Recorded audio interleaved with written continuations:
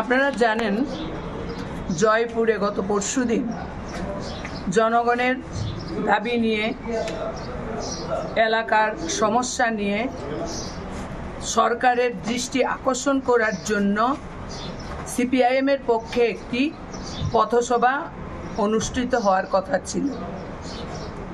সেই পথসভা চলাকালীন সময়ে বিজেপির প্রত্যক্ষ মদতে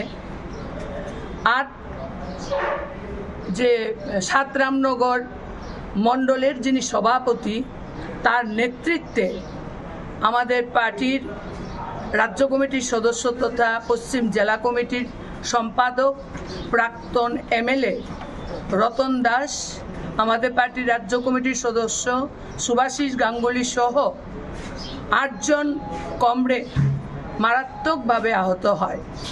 তাদের চিকিৎসা জিবি হাসপাতালে হয়েছে। তাদের বেটার চিকিৎসার জন্য আমরা ওনাদের বাইরে পাঠানোর জন্য চিন্তাভাবনা করছি।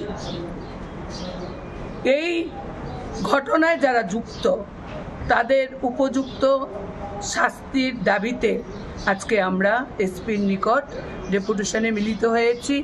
এসপি বলেছেন ঘটনার তদন্ত সাপেক্ষে অপরাধীদের বিরুদ্ধে ভূমিকা গ্রহণ করবেন।